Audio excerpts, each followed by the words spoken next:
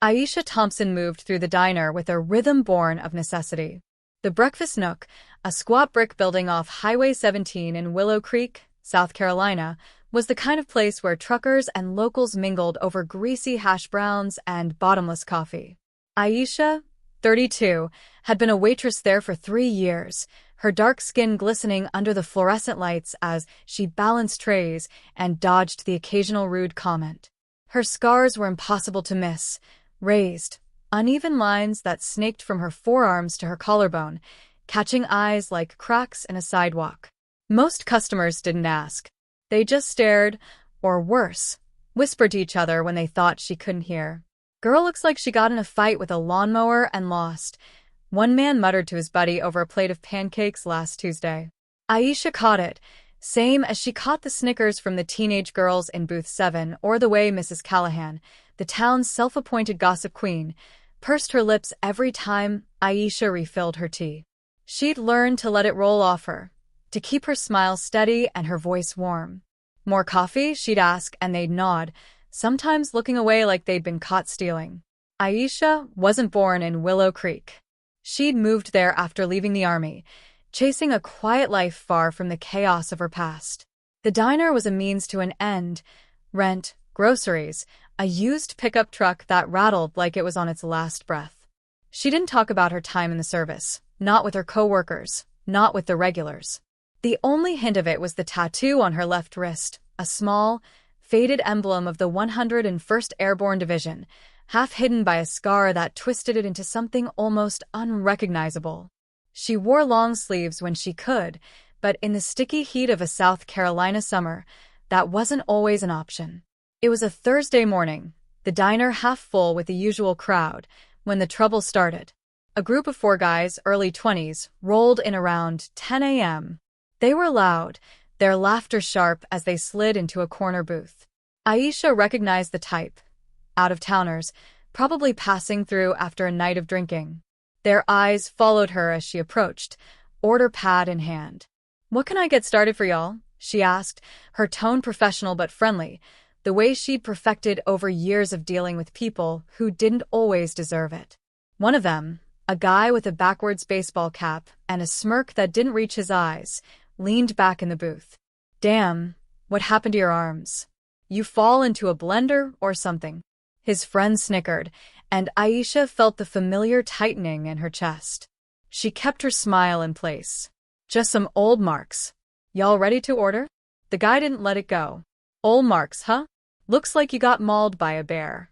What's the story, sweetheart?" Aisha's grip on her pen tightened, but her voice stayed even. "No story. You want food or not?"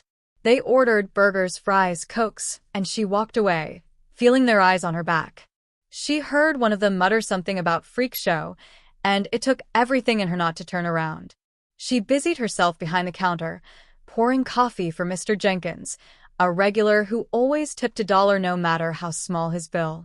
He gave her a kind nod, but it didn't erase the sting. The guys kept at it through their meal, their comments growing bolder.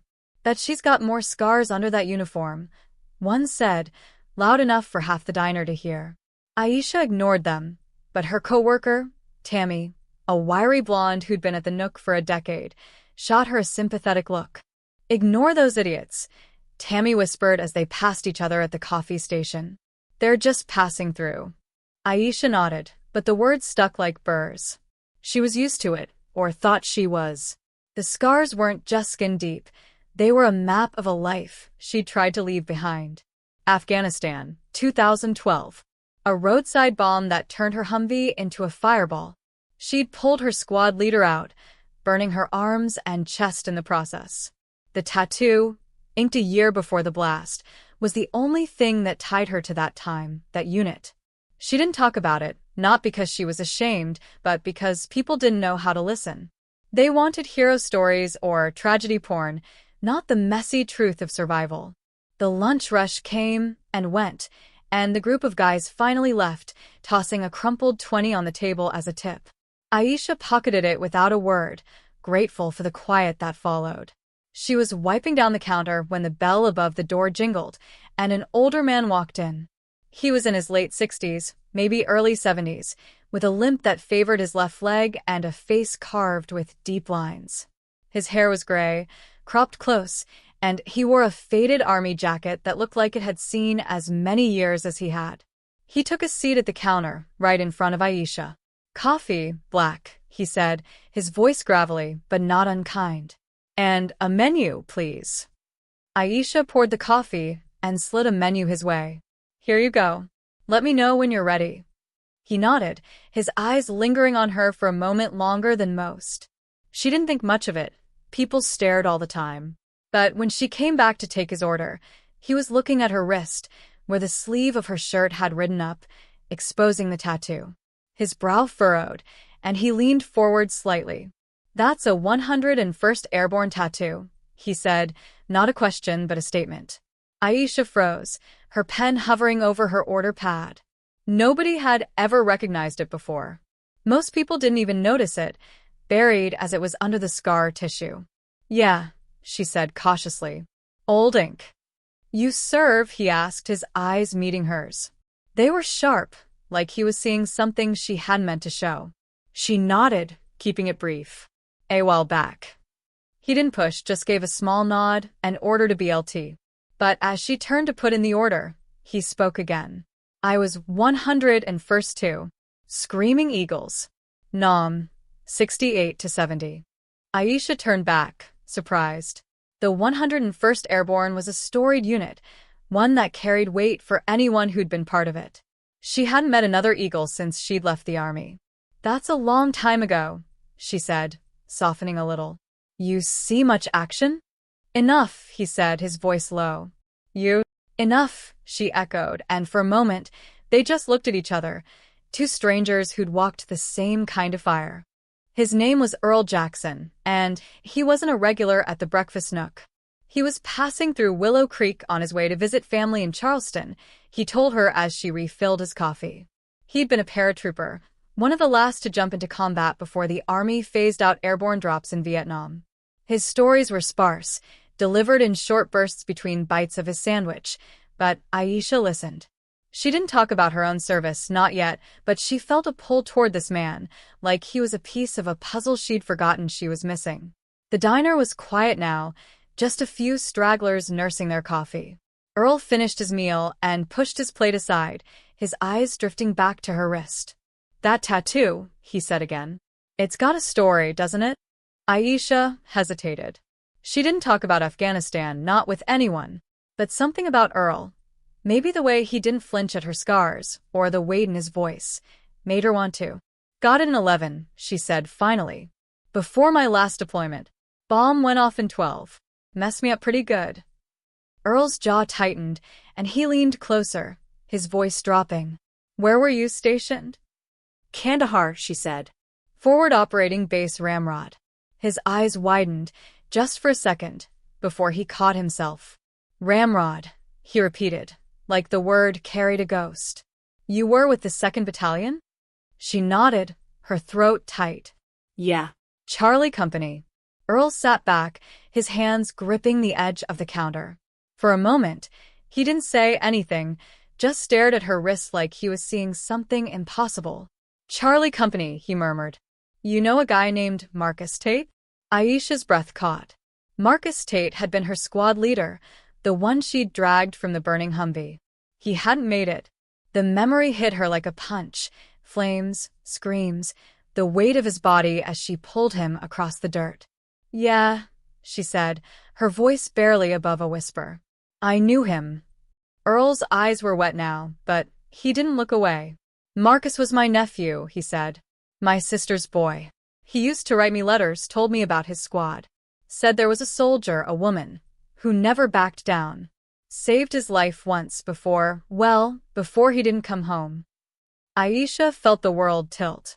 She set the coffee pot down, her hands shaking. I tried to save him," she said, the words spilling out before she could stop them. "The bomb, it was bad. I got him out, but he was already—" Earl reached across the counter and put a hand on hers. His grip was steady, calloused, the kind of hand that had held rifles and dug trenches. "You're her," he said. "The one he wrote about. Aisha, right?" She nodded, tears burning her eyes. She hadn't heard her name tied to that story in years. Most people didn't know, or didn't care. The army had given her a medal, a bronze star with a V device for valor, but it sat in a box under her bed, untouched. It didn't bring Marcus back. It didn't erase the scars. Earl didn't let go of her hand. He said you were the bravest person he ever met, he said. Said you held that squad together. I didn't know it was you. Not until I saw that tattoo. Aisha didn't know what to say. The diner felt too small, the air too thick.